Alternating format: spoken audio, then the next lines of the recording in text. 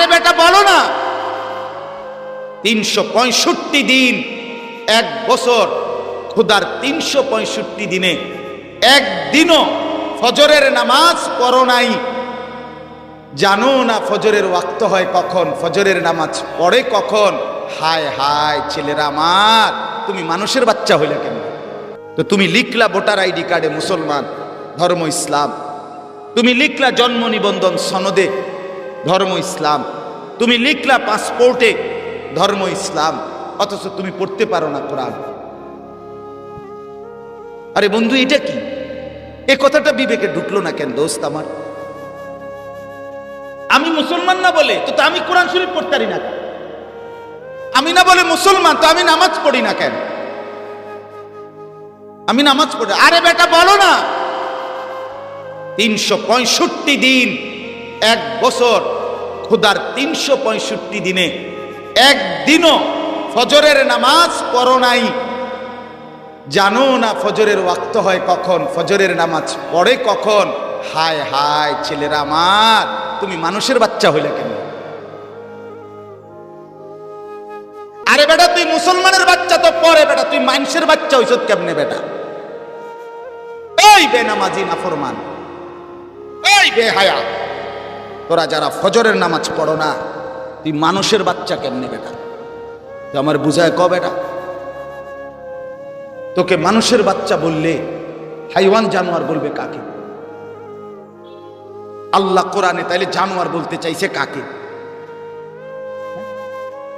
কাকে বলতে চাইছে?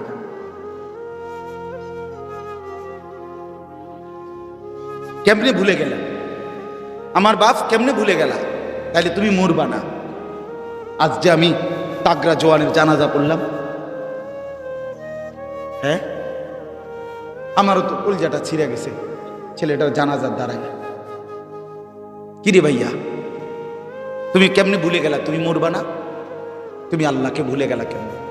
তুমি এই কোরআনুল কারীম মোটেই পড়তে চাও না কেন? এর চাইতে দামি, এর চাইতে সুন্দর, এর চাইতে গ্রহণযোগ্য, এর চাইতে গঠনমূলক, এর চাইতে চমৎকার, এর চাইতে উত্তম আর কিছু কি আছে কায়নাতে? এটা কেন পড়তে না? আমি তো হিন্দুকে বলছি না, তুমি মুসলমান না, তোমাকে বলছি। আরে আমি ইহুদিকে বলছি না, তুমি না মুসলমানের বাচ্চা, তোমার এনে দেখো। বলো ভাইয়া বলো। দোস্ত আমার, কোরআন থেকে যারা আলাদা হয়ে গেছে, অচিরেই পুরা চরিত্র আখলাক সব শেষ করে দিবে। আগামীর এই শিক্ষানীতি এটা যদি চলতে পারে, এটা যদি প্রতিষ্ঠিত হয় যেই প্ল্যান প্রোগ্রাম, তাইলে আগামী 20 বছরের ব্যবধানে নারী পুরুষ ছেলে মেয়ের বিভেদ এই বাংলাদেশের জমিন থেকে টোটাল উঠে যাবে। আমি বলবো নতুন করে পরিষ্কার পরিষ্কার, এটা এটা মার্কা না, এটা নৌকা মার্কা, দানের শীষ মার্কা, লাঙ্গল মার্কা না, এটা আগামী প্রজন্মকে বাঁচানো। পরিষ্কার এই বাংলাদেশে সরাসরি এই কথা স্পষ্ট ঘোষণা হচ্ছে যে কোনো ছেলে যদি 14 বছরের 16 বছরের সে যদি মনে করে নিজেকে আমি মেয়ে, তাকে মেয়ে হওয়ার, মেয়ের যত স্বাধীনতা তাকে দিতে হবে। কোনো মেয়ে যদি বলে আমার শরীরের অঙ্গ সব যদিও মেয়ের, কিন্তু আমি ছেলে মনে মনে ট্রান্সজেন্ডার সারা ইউরোপে বাস্তবায়ন করে ফেলছে। এখন এই এশিয়ার অঞ্চলগুলোতে এটার পিছনে কোটি কোটি টাকা ফাইন্ডিং করা হচ্ছে, ঢালা হচ্ছে যে এই কথা যেন ছেলে মেয়ের বিভেদ বলতে কিছু নেই,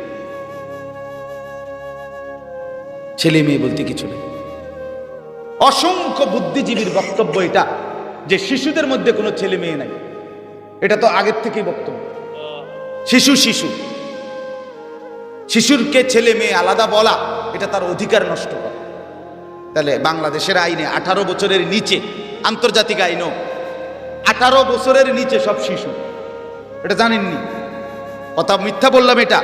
তাহলে বোঝা গেল কি 13 বছর 14 বছর 15 বছর 12 বছরের ছেলে মেয়ে আলাদা কিছু না, এরা শিশু।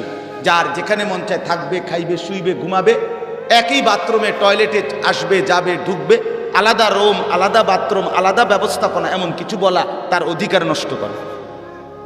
কোথায় পৌঁছবে সমাজ? কোথায় পৌঁছবে? শুধু এক মোবাইল ধরতে পারে না, ছুঁইতে পারে না নারী, নারীর গায়ে ছুঁইতেও পারে না, নারীর গায়ে স্পর্শ করতে পারে না, শুধু মোবাইলের ভিতরে দেখেই চরিত্রের যেই অবস্থা। এরপরে মোবাইলটা দিয়ে যে দেখে, এটা তো ছুঁইতেও পারে না, এত বুঝে যে আরো যদি বেড়ি আমারে একার উলঙ্গ করে দেখায় মোবাইলের ভিতরে, আমি তো বেড়ি ছুঁইতাম না, চাইতে যা শুধু, কিন্তু ছোঁয়াও যায় না, ধরাও যায় না। এরপরেও যদি একটা মিনিট মোবাইলটার থেকে চোখ না ওঠে, সারা রাত যদি উলঙ্গ ছবি দেখে, সেখানে যদি ছেলে মেয়ের বিভাজন না থাকে, পর্দা পুশিদা যদি না থাকে, মনুষ্যত্ব যদি না থাকে, আমার সমাজ জন্তু জানোয়ার হইতে আর কয়দিন লাগবে?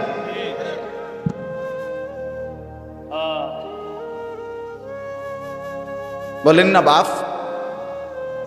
এই জন্য মোটামুটি দুঃসিদ্ধান্ত নিছি যে বেশি দিন কইতে পারতাম না, বুঝি তো যেই কয়দিন পারি, যে দিন পারি, যেই বেলা পারি দূরে কইয়ালে।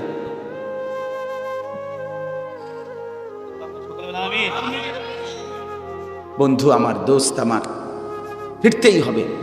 আগামী পরিকল্পনা আরো ভয়ানক, চরিত্রহীনতার সকল কিছু, ছেলে মেয়ে নারী পুরুষের বিভাজন, সব এলোমেলো, সব এলোমেলো, সব ফ্রি মিক্সিং, অর্থাৎ অবাধ যৌন স্বাধীনতা। আল্লাহ আমাদেরকে মাফ করে দেন। আমার এটাই কথা। আমি একটা আয়াত শুরু করছি, কোরআনুল কারীমের 23 নম্বর পারা, 39 নম্বর সূরা, সূরায়ে জুমার। এই সূরার 23 নম্বর আয়াত, এই একটি আয়াতই আমি পড়ছি। এই আয়াতটা তর্জমা বলে এখন আমার কথা শেষ। এই আয়াতটার মধ্যে একটাই কথা, আল্লাহ তাআলা এই কোরআন, আল্লাহ তাআলা তার 6টা বৈশিষ্ট্য এই একটি আয়াতে কোরআনের উল্লেখ করছে। কয়টা?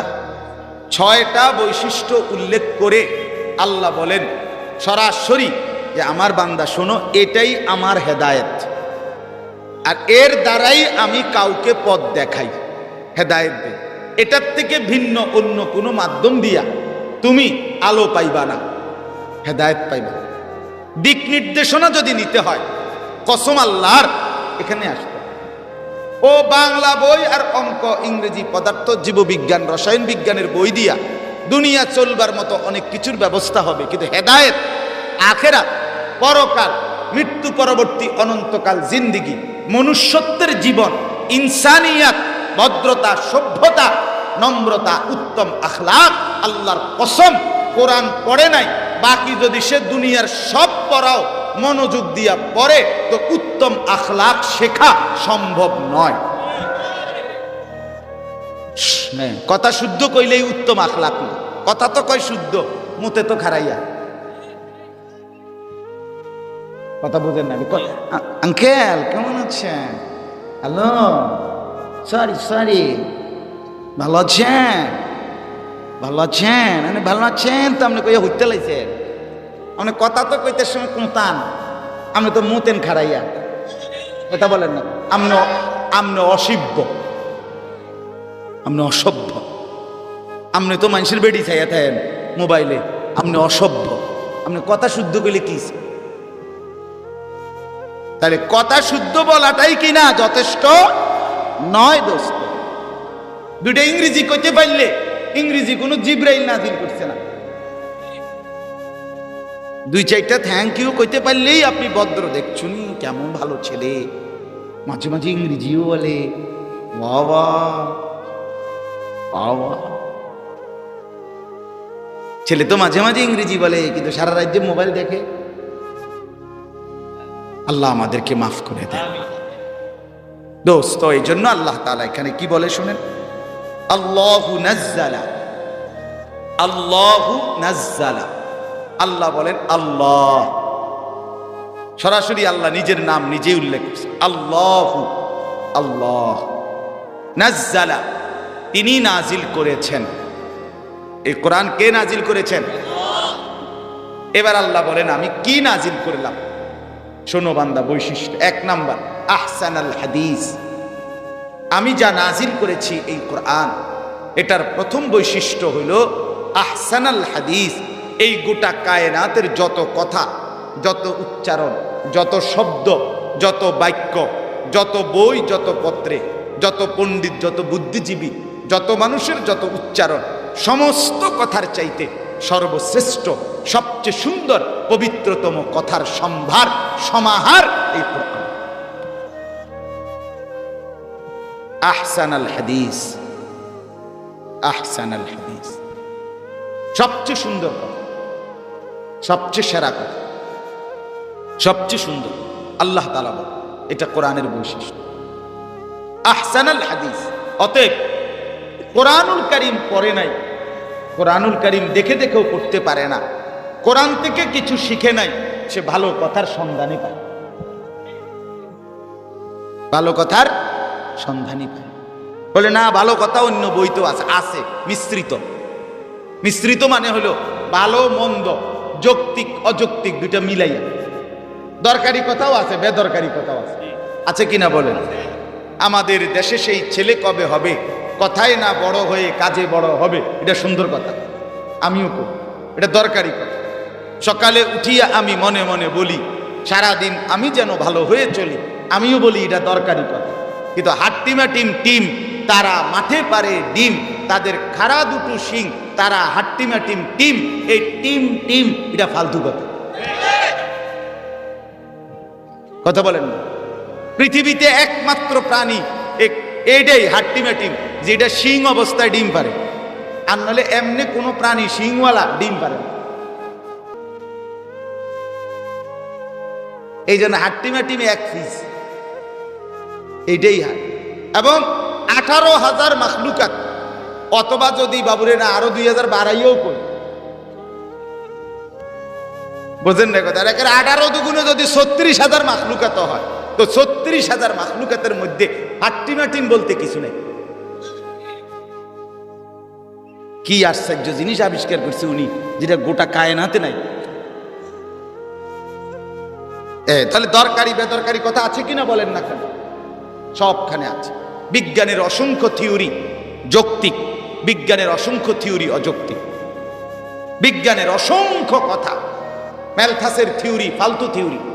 এই যে জন্ম নিয়ন্ত্রণ, জনসংখ্যা নিয়ন্ত্রণ, পপুলেশন, মানুষ বাড়লে আপনার মানুষের বসবাসের জায়গা হবে না, এই জনসংখ্যা নিয়ন্ত্রণ করা উচিত।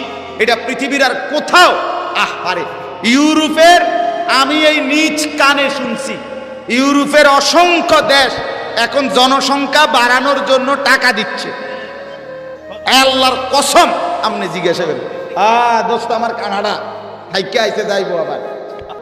কানাডার বড় মসজিদ কত হাজার স্কোয়ার ফিট? 41,000 স্কোয়ার ফিট মসজিদের খতিব টরন্টোতে, কানাডা। টাকা দিচ্ছে, টাকা। সেদিনও এক লোক আসছে আমার কাছে, আমার হুজুর আমি নিজ চোখে দেখতেছি, তারা অভিবাসী নিয়ে পেরেশানিতে। ইউরোপের সবচেয়ে বড় সমস্যার মধ্যে একটা সমস্যা হলো ইউরোপের দেশগুলোতে মূল জনসংখ্যার চাইতে আলগা মানুষ, ভিনদেশী লোক বেশি। কথা বুঝেন নাই আপনি? অভিবাসী বলে এটা, ফরেনার বেশি। তারা টাকা দিচ্ছে, এখন টাকা আটপাও ধরে আর দুটো বাচ্চা ফুটাবে। হ্যাঁ, জনসংখ্যা সমস্যা না।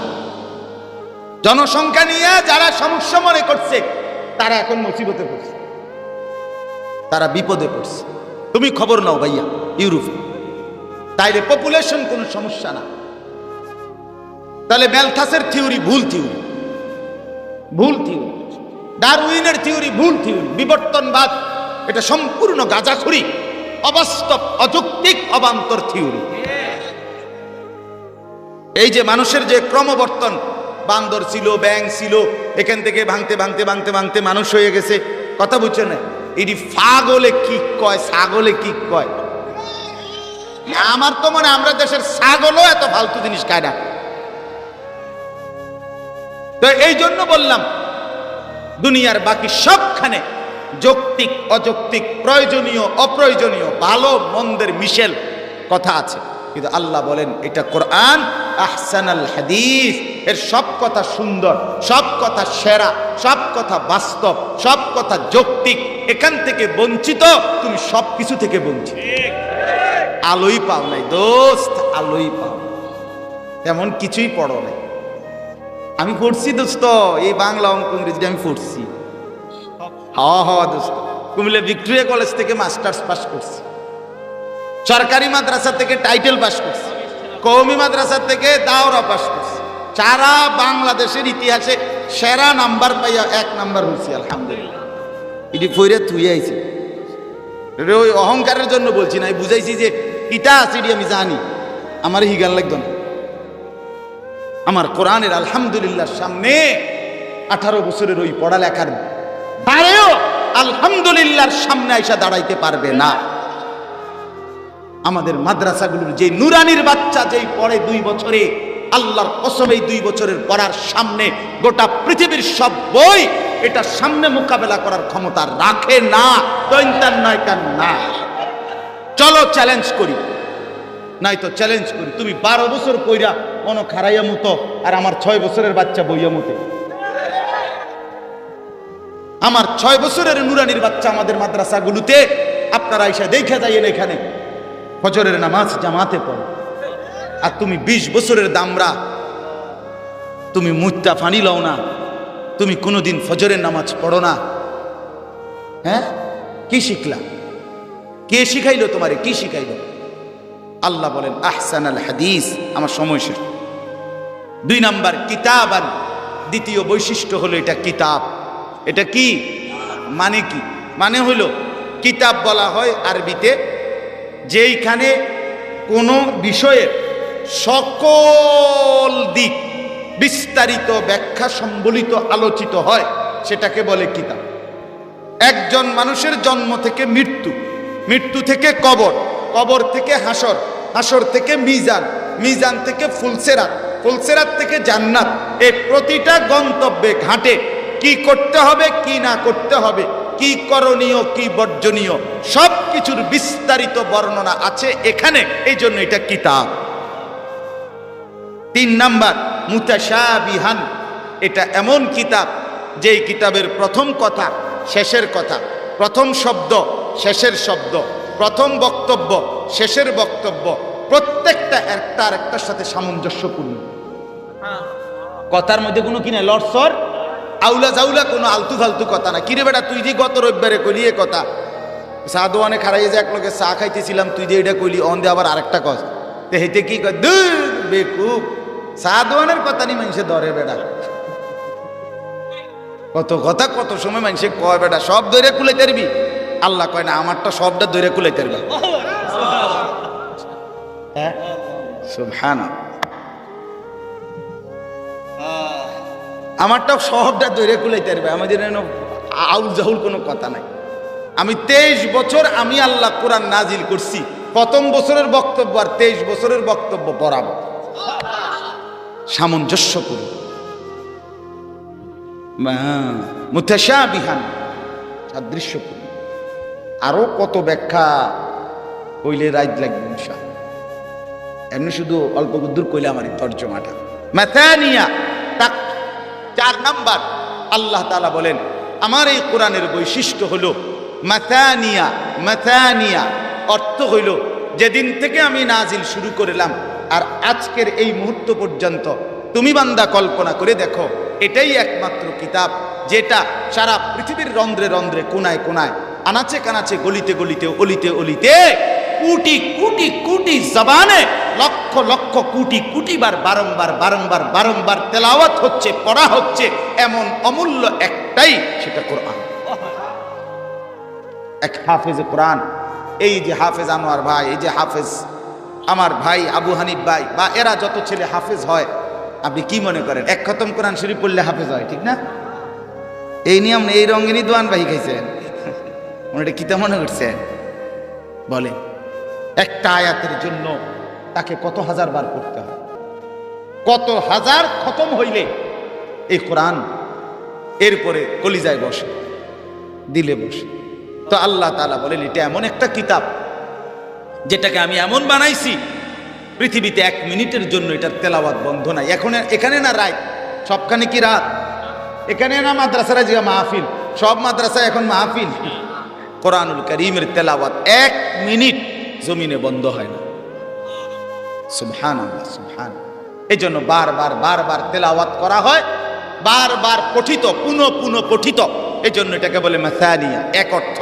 আরেকটা অর্থ আছে এটা, সেটা হলো আমি আল্লাহ এটা এমন কিতাব নাজিল করেছি যে আমি একই কথা বুঝাইবার জন্য আমি আল্লাহ একবার বলে ছেড়ে দেই নাই। এক কথা আমি আল্লাহ বারবার বারবার, ও বান্দা লা ইলাহা ইল্লাল্লাহ এটা তুমি মেনে নাও, এটা আমি বারবার বুঝাইছি। মুহাম্মাদুর রাসূলুল্লাহ আমার রসুলকে অনুসরণ করো, এটা আমি বারবার বুঝাইছি। আখিরাত, পরকাল, কবর, হাসর, মিজান, ফুলসিরাত এটা তোমার লাগবেই, এটা ভুললে চলবে না, ঠিক হবে না। আল্লাহ বলে মাসানিয়া, এই কথাটা আমি বারবার বারবার বারবার বুঝাইছি। আমি কোনো কথা একবার বলে ছেড়ে দেই না। নামাজের কথা একবার, রোজার কথা একবার, জি না, সব কথা আমি আল্লাহ রিপিট করছি, রিপিট বারবার বলছি, বারবার বারবার। 5 নাম্বার বৈশিষ্ট্য, তাকশাইরু মিনহু জুলুদুল্লাযীনা ইয়াখশাউনা রাব্বাহুম। আল্লাহ তাআলা বলেন আমি এটা এমন কোরআন নাজিল করেছি যে কোরআন সত্যিকার দিল দিয়া, আমি আল্লাহর ভয় নিয়া সত্যিকার ভাবে যদি কেউ পড়ে, আল্লাহর কসম আল্লাহ বলে আমার বান্দার শরীরের চামড়ার উপরের যে লোমগুলো আছে এগুলো দাঁড়ায়া যায়, শিহরে ওঠে, কেঁপে ওঠে, কেঁপে ওঠে। তাকশাইর, শরীরের পশম দাঁড়িয়ে যায়। এটা এমন বৈশিষ্ট্যপূর্ণ যদি দিলে আল্লাহর মহব্বত নিয়ে পড়ে, কলিজায় আল্লাহর ভয় নিয়া, কবরের ভয় নিয়া। সাহাবাইদের জীবনী থেকে বললে তো পাগল হয়ে যাবে। সাহাবাই কেরাম কোরআন শুনতেন আর কেঁপে উঠতেন, চেহারা লাল হয়ে যেত, ঘাড়ের রগ ফুলে যেত, শরীরটা কাঁপতে শুরু করত। এটা কোরআনের বৈশিষ্ট্য। আপনি আমি না মহব্বত না থাকার কারণে লড়ে চড়ে না, কিন্তু সাহাবাই কেরাম নড়ে উঠতেন, নড়ে উঠতেন, শরীরের লোম দাঁড়ায় যেত না। সর্বশেষ বৈশিষ্ট্য হলো, এই 5টা গেল গা, কিন্তু 1 নাম্বার আহসানাল হাদিস, সর্বোত্তম কথা, সবচেয়ে সুন্দর বাণী কি? সব বিষয়ের পূর্ণাঙ্গ বর্ণনা সম্বলিত এটা কিতাব। এটাই সেই গ্রন্থ যা প্রথম কথা শেষ কথা সামঞ্জস্যপূর্ণ। 4 নাম্বার বারবার পঠিত অথবা একই বক্তব্য একাধিকবার বর্ণিত। 5 নাম্বার এটা সেই কিতাব সত্যিকার আল্লাহর ভয় নিয়ে কেউ তেলাওয়াত করলে তার শরীরের চামড়া, লোমগুলো পর্যন্ত কি হয়ে যায়? সর্বশেষ আল্লাহ বলে এই কোরআন যখন কেউ দিল দিয়া পড়ে, তেলাওয়াত করে, শুনে, গ্রহণ করে, সুম্মা তালিনু জুলুদুহুম ওয়া কুলুবুহুম ইলা যিকরিল্লাহ, তার পুরা বডি, তার ভেতরের অন্তরাত্মা, পুরা দেহ, পুরাটাই আল্লাহর স্মরণে নুয়ে যায়, সেজদায় পড়ে যায়। এই কিতাব পড়লে পাগল হয়ে যায়, হায় আমার মালিক আপনি কেমনে কথা বলেন, তখন সেজদায় পড়ে, সেজদায় পড়ে। সেদিন আমার সাথে এক স্যার ছিলেন সিলেট এক মাহফিলে, তো আমি একটা আয়াতের বয়ান করছিলাম ওইখানে ওই দিন। আওহা রব্বুকা ইলান নাহলি আনিত্তাখিদি মিনাল জিবালি বুয়ুতান ওয়া মিনাশ শাজারি ওয়া মিম্মা ইয়ারিশুন। এই যে এই আয়াত মানে মৌমাছি কিভাবে মধু সংগ্রহ করে, কিভাবে চাকের মধ্যে মধু রাখে, কিভাবে সেখান থেকে মধু বের করে, এটার একটা সুন্দর বর্ণনা কোরআন শরীফে আছে। আল্লাহ বলছে, বুঝছেন নি কথা? এইটা আমি আমার মতো করে কোরআন শরীফের ওই আয়াতের আলোকে আমি এটা বয়ান করছিলাম। উনি মাস্টার, পাগল হয়ে গেছে উনি বয়ানের পর। উনি কাঁদতে কাঁদতে ফুফাইয়া বলতেছে, হুজুর আমি জানতাম না যে আল্লাহ তাআলা কোরআনুল কারীমের মধ্যে এতটা সুন্দর করে বলছে। আমার ড্রাইভারের কাছে মনে 1 ঘন্টা পরে দাঁড়াইয়া আমার বলছে, হুজুর এটি কি কইল? আমি বললাম এটা তো কোরআনে আছে, এত সুন্দর। আমি তো জানতাম, এত তো শিক্ষিত মানুষ। এই জন্য আল্লাহ বলেন সর্বশেষ আমার বান্দা যখন কোরআন পড়ে, বুঝে, তার দিল ঝুঁকে যায়, তার দেহ আল্লাহর স্মরণে সেজদায় লুটিয়ে পড়ে। সর্বশেষ কথা হইল যালিকা হুদাল্লাহ, আমি আল্লাহর হেদায়েত। কার হেদায়েত? ইয়াহদি বিহি মান ইয়াশা, এর দ্বারাই আমি যাকে ইচ্ছে করি হেদায়েত দিয়ে থাকি। কিসের দ্বারা? সোজা হিসাব, ইয়াহদি বিহি। এজন্য দোস্ত আমার, বন্ধু আমার, কোরআন বিহীন আলো মিলবে না।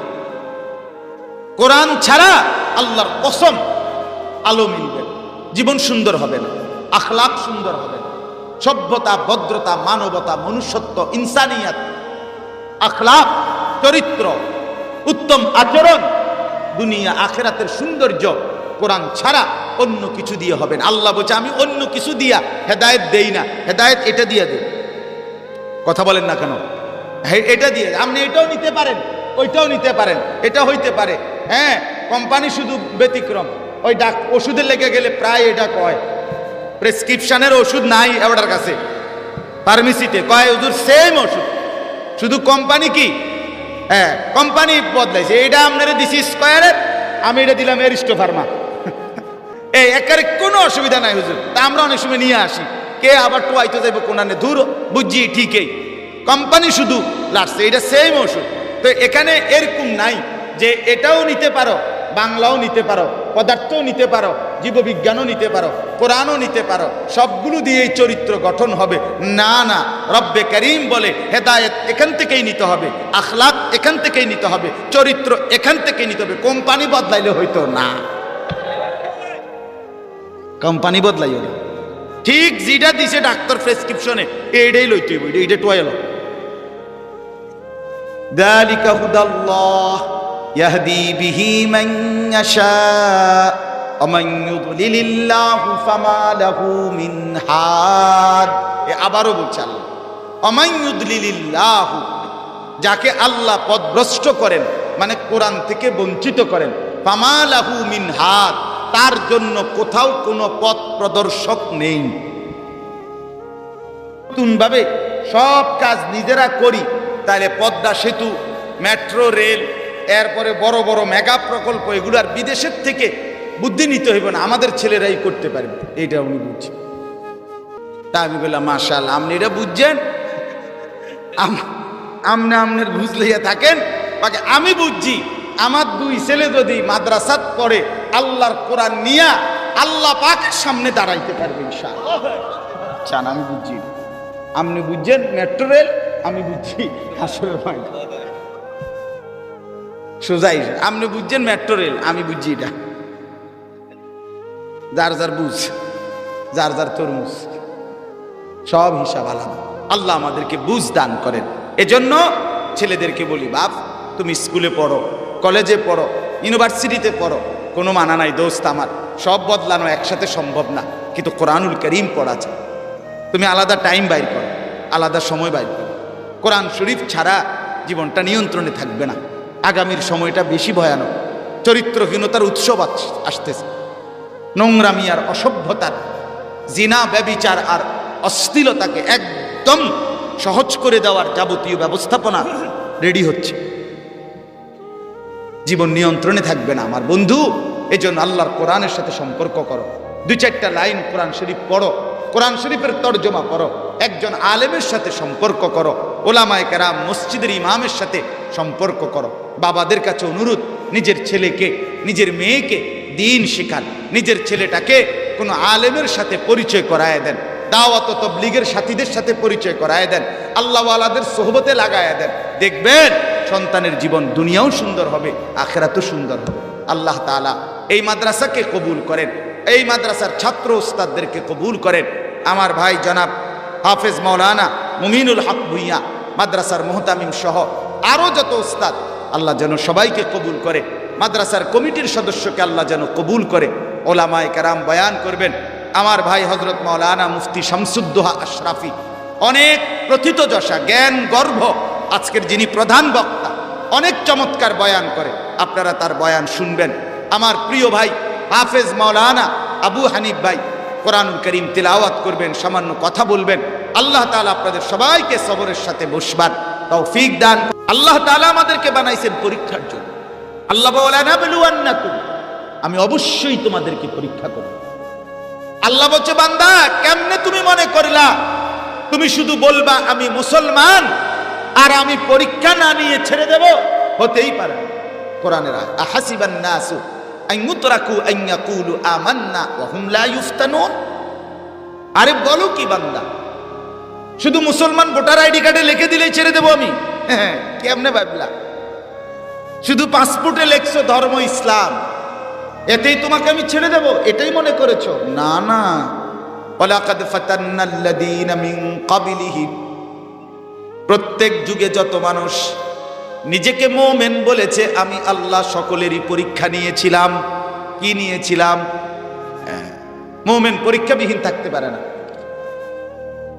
14 বছরের ছেলেটা যদি পরীক্ষা না দেয়, 12 বছরের ছেলেটা যদি পরীক্ষা না দেয়, লাওয়ারিশ সন্তান হয়ে যাবে, লাওয়ারিশ। এই জন্য বাপ, আমরা মাদ্রাসার, আমার শাইখ আল্লামা মুফতি মুশতাকুন নবী কাসেমি হযরত আমারে ওই দিনও বলছে, মাওলানা আমরার মাদ্রাসায় আমরা পরীক্ষা নেই 3 বার, এবার সামনের দিকে দরকার হলে পরীক্ষা নেব 9 বার। 3 বার জায়গা 3 ডবল 9 বার নেব পরীক্ষা। পরীক্ষা ছাড়া মুমিন থাকবে না। আর তোমাদেরকে বলছি দোস্ত, বাবাদেরকে বলছি, পরীক্ষাবিহীন সন্তানের জীবন সুন্দর হবে না। হেসে খেলে জীবন হবে না। বাচ্চাকে হাসতেও হবে, বাচ্চাকে বিনোদন আনন্দও থাকবে, কিন্তু পরিমিত শাসন, যথোপযুক্ত শাসন উভয়ের সমন্বয় না থাকলে সন্তান লাওয়ারিশ হয়ে যাবে। আমি বলি,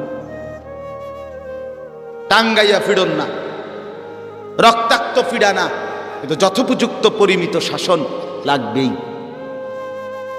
উভয়টার সমন্বয় লাগবে, উভয়টার সমন্বয়।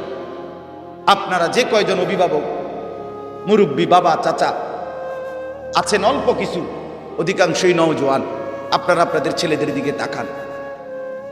এশার নামাজ পড়ে নাই কয়জন দেখেন, মাগরিবের নামাজ পড়ে নাই কয়জন দেখেন। শুধু একটাই কারণ, কলিজায় কোরআন বসাইতে পারেন নাই, আখিরাত চিনাইতে পারেন নাই। সব বুঝছে, এই ছেলেরা বোঝে না এমন কিচ্ছু নেই, গোটা পৃথিবী বোঝে। এখনকার আলহামদুলিল্লাহ এই নওজোয়ান ছেলেগুলো সব বোঝে, আগের চাইতে কোটি গুণ বেশি বোঝে। আগে নিজ এলাকার বিষয় বুঝতো, এখন এই মোবাইলের যুগে ছেলেরা সারা পৃথিবী বোঝে। সারা পৃথিবী, সারা পৃথিবীর পরিবর্তন বিবর্তন, সারা পৃথিবীর আনন্দ হাসি কান্না, সারা পৃথিবীর উত্থান পতন সব বুঝে ছেলেরা। তাহলে এত কিছু ছেলেটা বুঝে, সে তার আখিরাত গন্তব্য সেটা বুঝে না কেন? মূল কারণ হলো তাকে কোরআন থেকে বঞ্চিত করা হয়েছে, তাকে রাসূলুল্লাহ সাল্লাল্লাহু আলাইহি ওয়াসাল্লামের হাদিস থেকে তাকে পরিচয় দেওয়া হচ্ছে মুসলমান, অথচ তাকে শেখানো হচ্ছে না কোরআন। এটার চাইতে বড় জুলুম কি? তারে দেওয়া হলো প্লেট ভাতের লাইগা, অথচ দেওয়া হচ্ছে না এক লোকমা ভাতও এনে। এটা কি? কিরে ভাই, আপনি কইলেন ভাত খাইতাম বইতাম, আমি বইলাম, প্লেটও দিলেন, হাতও ধোয়াইলেন, আরে আধা ঘন্টা ধরে আমি বসে রইলাম, কোনো ভাতের নাম নাই। এটা কি? এটা কি প্রহসন না? কথা বলেন, এটা তামাশা কিনা বলেন না? আমি আমার কথার কথায় বললাম, আমি বসলাম, আমারে বসাইলো, ভাত খাওয়াইব কইয়া, আমি বইলাম, প্লেটও দিল, হাতও ধোয়াইলো আমার, কিন্তু কি দিচ্ছে না?